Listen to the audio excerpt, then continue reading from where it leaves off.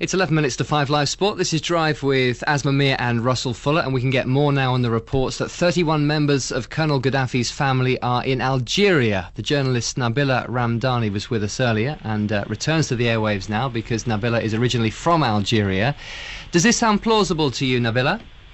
Well, very much so, and it has been confirmed by the Foreign Ministry of Algeria that his second wife, Safia, his daughter Aisha, and two of his sons, Mohammed and Hannibal, have crossed the border from Libya to enter Algeria shortly before 9 a.m. this morning.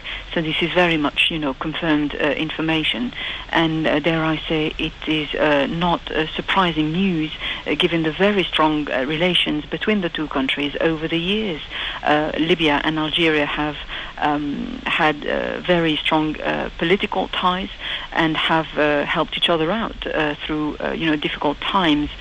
For example, during the economic sanctions imposed by France on Algeria in the 1970s, Libya had offered $100 million to Algeria to cope with the difficulties, a sum of money that was returned to Libya by the Algerian government later on, but the gesture was, very much welcome at the time. Similarly, during the embargo years in Libya in the 80s, 90s, where there were economic sanctions imposed on Libya by the rest of the world, especially by the US, Algeria was very much, supplying Libya with all sorts of, basics and fundamentals to help the country cope with the sanctions. So then again, there have been very strong ties between the two countries under the Gaddafi era.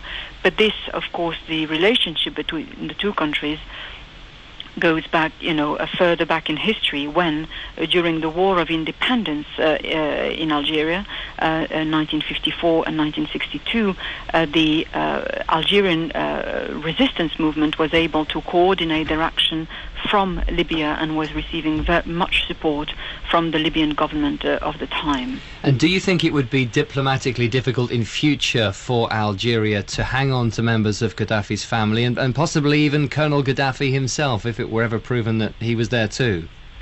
I think the major difficulty will be about Algeria's status with regards to the ICC.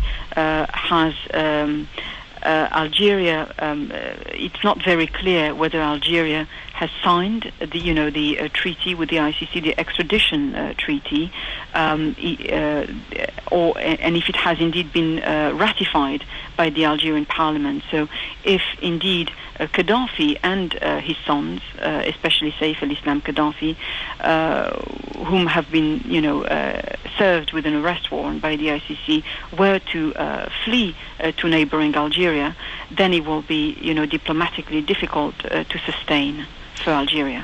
Thanks, Nabila.